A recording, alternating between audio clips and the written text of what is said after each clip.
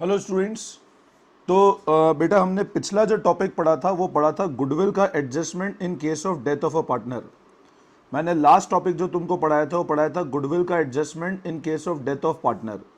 और मैं ये अज्यूम कर रहा हूँ वो वाला टॉपिक तुमने अच्छे से देख लिया होगा, ठीक है ना। आज जो हम लोग अब डिस्कस कर रहे हैं वो पढ़ रहे हैं डिसीज्ड पार्टनर का कैपिटल अकाउंट कैसे बनाना है। डिसीज पार्टनर का कैपिटल अकाउंट कैसे बनाना है, पहले कंसेप्ट समझेंगे फिर नोटिंग करेंगे, ठीक है बच्चों।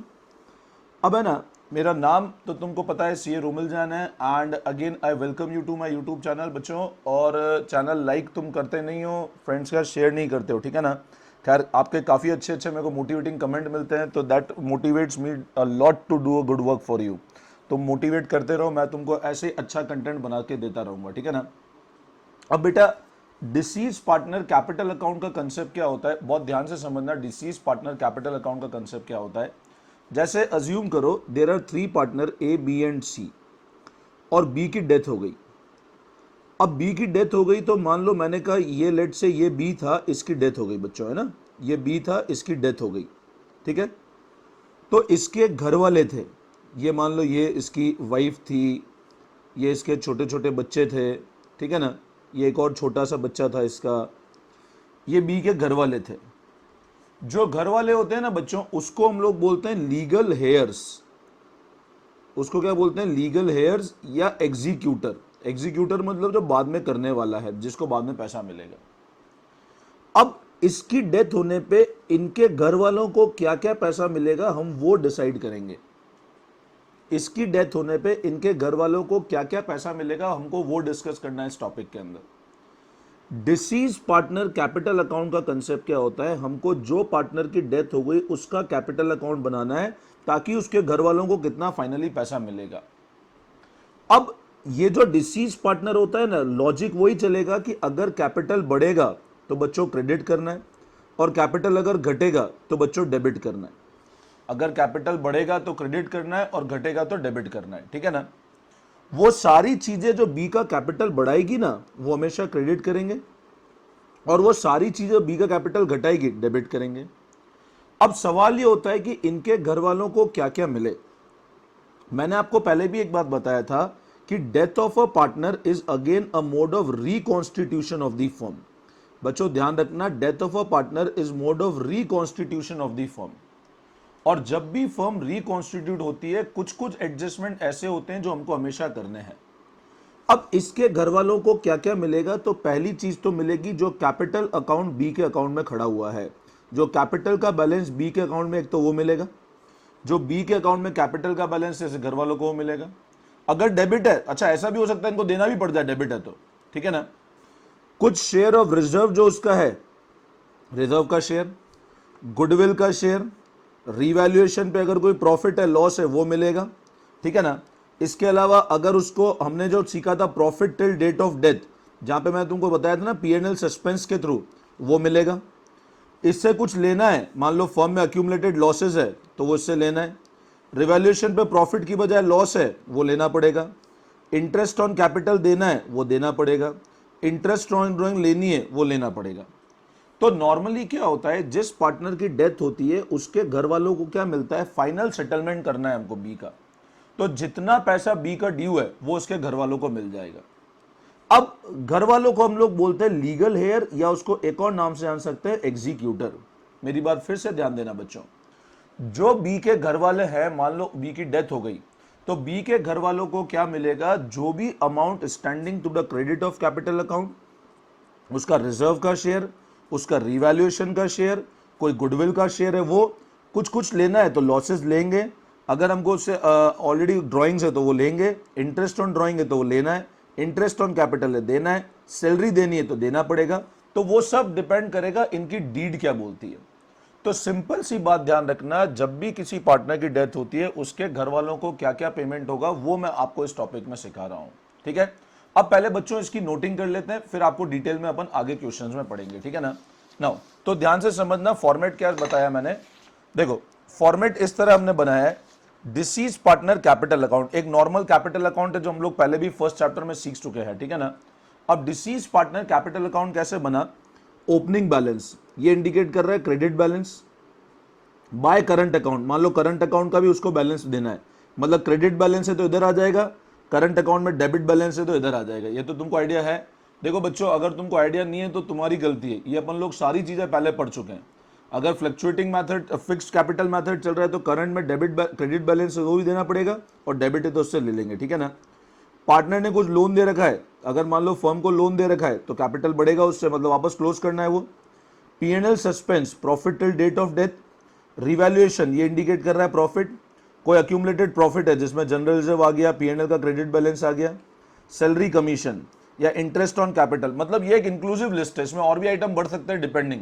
तुम सिर्फ ध्यान रखना जो मिलेगा उसको क्रेडिट, जो लेना है उससे debit. To current debit balance, ये लॉस का शेयर हो गया, ड्राइंग्स उससे लेना है तो interest on drawing. PNL suspense indicate कर रहा है लॉस।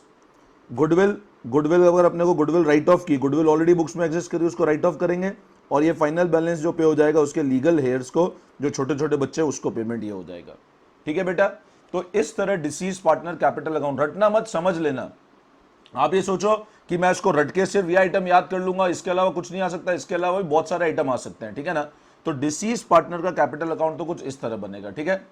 नाउ अब पेमेंट टू द एग्जीक्यूटर, अब एग्जीक्यूटर को जो पेमेंट होता है ना, मतलब मैंने तुमको ये बताया था, इसके जो घर वाले हैं, ये जो छोटे छोटे बच्चे हैं, इसकी वाइफ है, इसको पेमेंट कैसे हो सकता है, या तो पेमेंट लमसम में हो जाए, लमसम मतलब हम एक साथ ही पेमेंट कर दें, उसको क्लोज कर दें, बी के घर वालों को हमने एक साथ पेमेंट कर दिया और अकाउंट क्लोज कर दिया।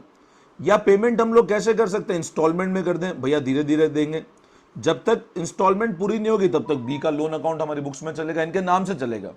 जैसे मान लो हमको पेमेंट करना है 5 लाख रुपए का, हमने उसको 1 लाख रुपए का ही पेमेंट किया, तो जो 4 लाख रुपीज ड्यू है ना, वो बी के एग्जीक्यूटर के नाम से लोन अकाउंट के फॉर्म में चलेगा, ठीक है ना।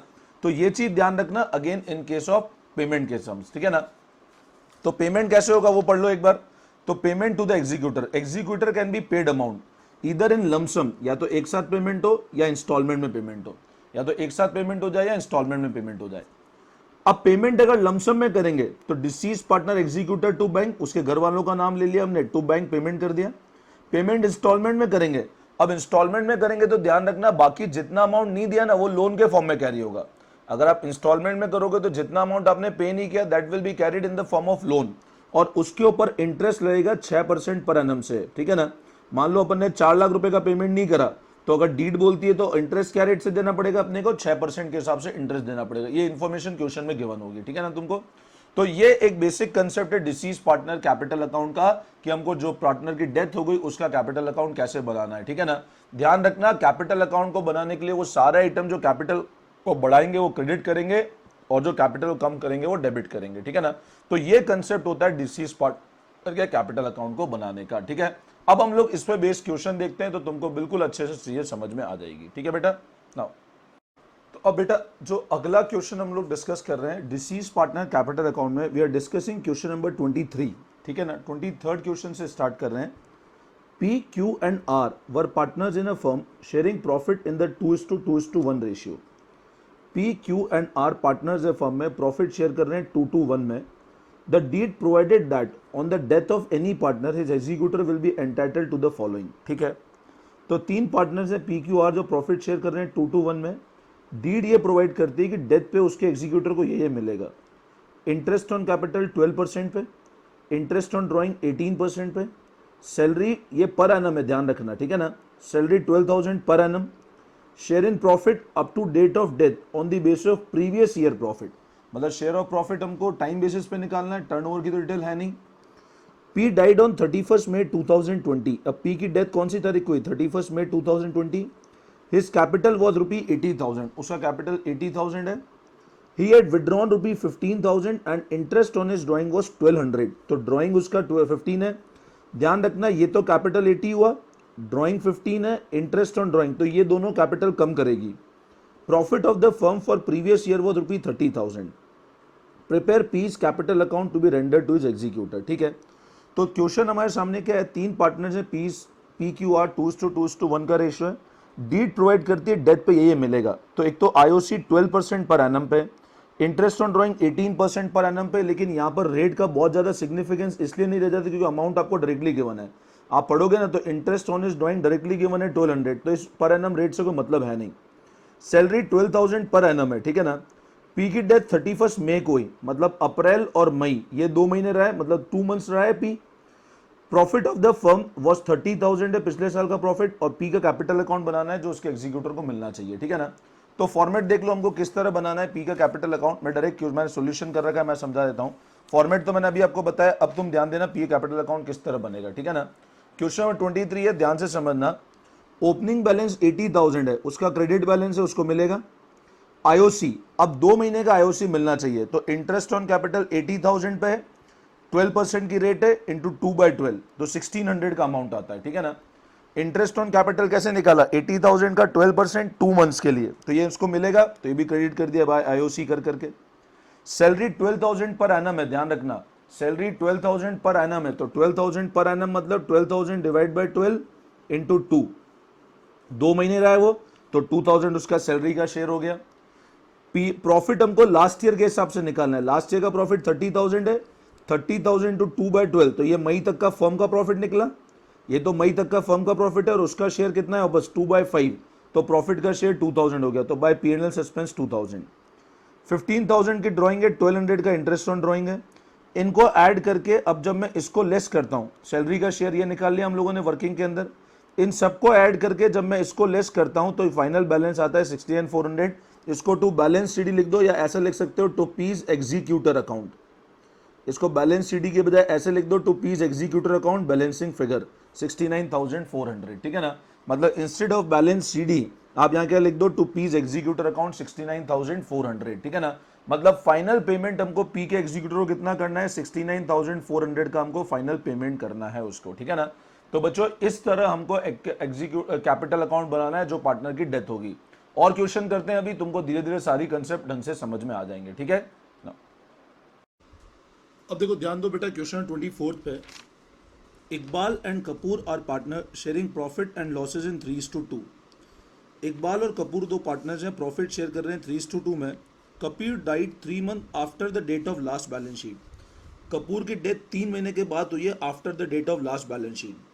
According to deed is legal heir is entitled to following, उसे घर वालों को क्या क्या मिलेगा, कैपिटल मिलेगा एक तो, इंटरेस्ट ऑन कैपिटल मिलेगा 3% पे, share of profit last year के हिसाब से निकलेगा, drawing to bear an interest at average of 2% on the amount irrespective of the period, मतलब ड्रॉइंग के ऊपर 2% फ्लैट लगेगा, पीरियड कंसीडर नहीं करना है हमको, ठीक है ना। Net profit for last 3 year 20, 25 and 30। Kapoor capital as per last balance sheet 40,000 and drawing till date of death were 5,000। Prepare capital account of Kapoor to be rendered to his representative. Question बहुत simple है, simple 3:2 में ratio share हो रहा है, 3 महीने के बाद death हुई, कैपिटल मिलेगा, तो अपन 1 बाय 1 देखते हैं। कैपिटल मिलेगा, कैपिटल का अमाउंट कितना है बच्चों, कैपिटल 40,000, तो prepare Kapoor capital account, capital 40,000 हो गया। इंटरेस्ट ऑन कैपिटल मिलेगा 3% पे, तो 40,000 पे 3% 3 मंथ्स के लिए, तो इंटरेस्ट ऑन कैपिटल आता है 300 रुपीज, इंटरेस्ट ऑन कैपिटल आता है 300 रुपीज, ठीक है ना। तो बाय इंटरेस्ट ऑन कैपिटल हो गया 300 रुपीज, ठीक है।